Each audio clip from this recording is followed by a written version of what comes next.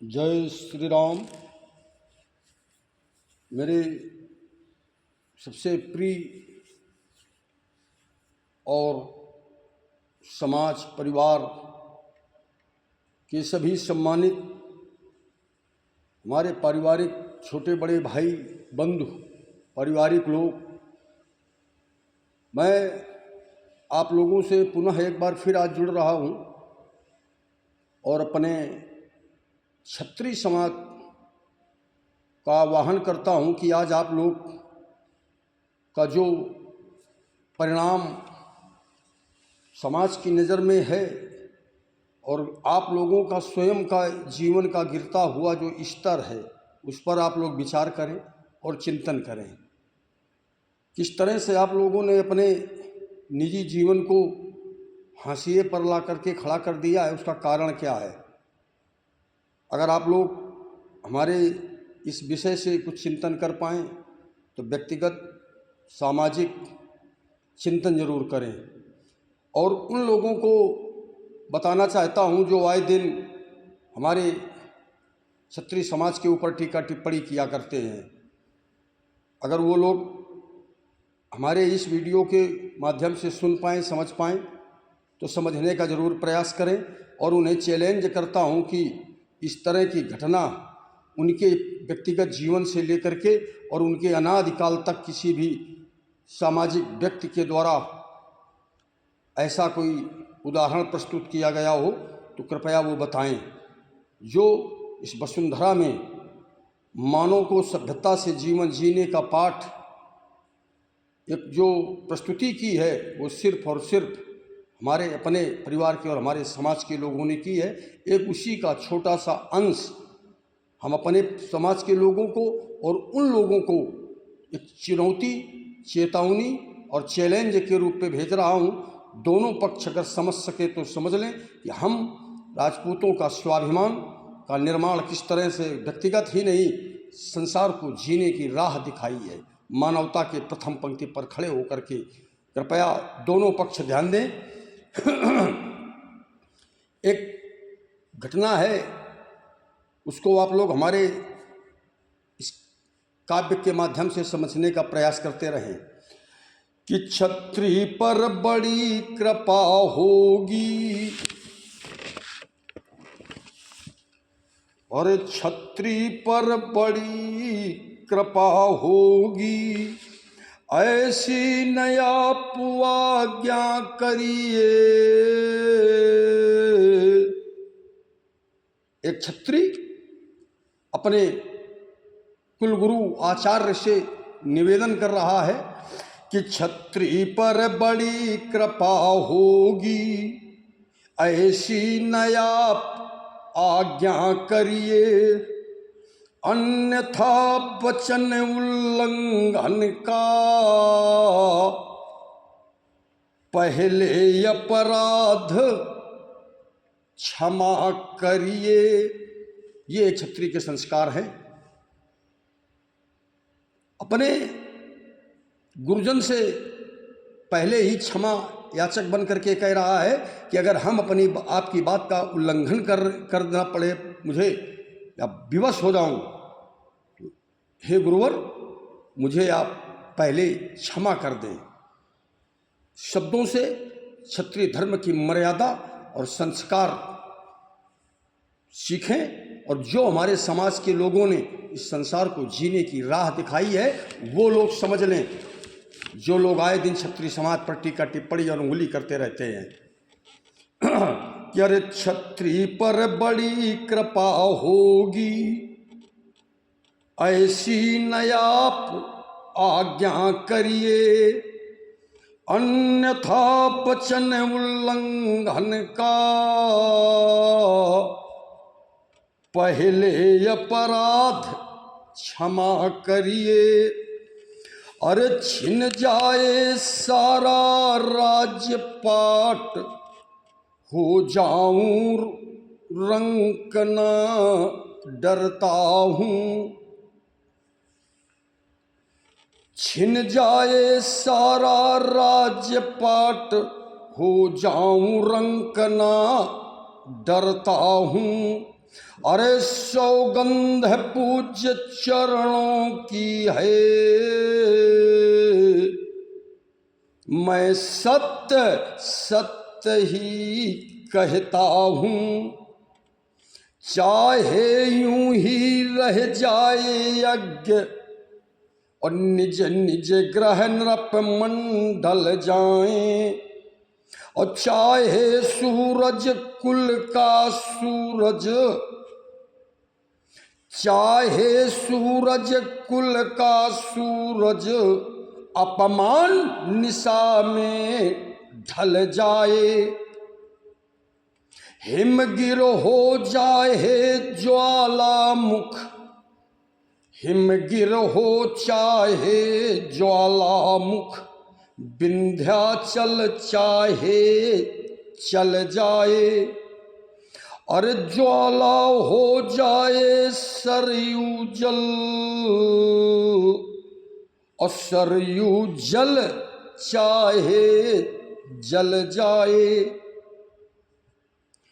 बन जाए सिंधु चंद्रमाया, चंद्रमा सिंधु में पट जाए, अरे मेदनी रसातल में पहुँचे, तल बितल तलातल फट जाएं, इतना विप्लव होने पर भी,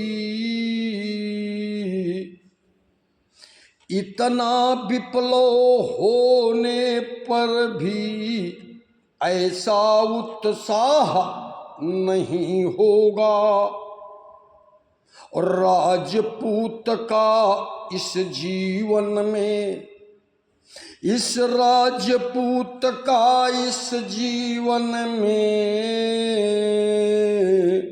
दूसरा विवाह नहीं होगा, ये राजपूत का इस जीवन में दूसरा विवाह नहीं होगा।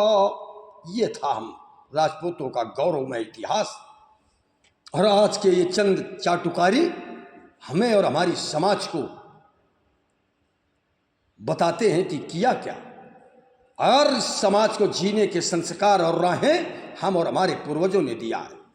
आगे आप लोग गौर फरमाएं कि क्यों कि स्वामिनी जो वर्द भाग की है, ये आदर्श हमारे परिवार के उन पूर्वजों ने इस समस्त संसार को जीने की एक राह दिखाई है कि स्वामिनी जो वर्द भाग की है, अर्धांगिनी वही एक अपनी,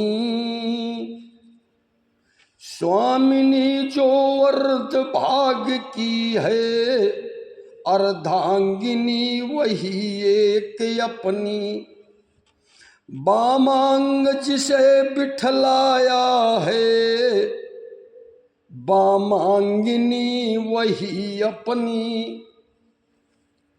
और नारी के लिए एक पतिव्रत।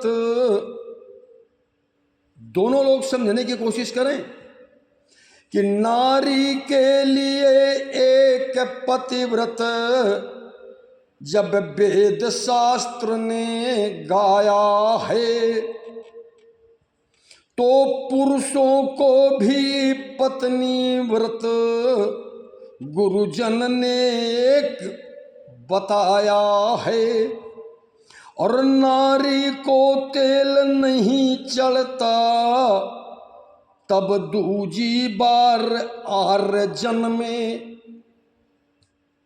तो नर को भी वर्जित है फिर, तो नर को भी वर्जित है फिर, कंगन का भार आर जन्मे।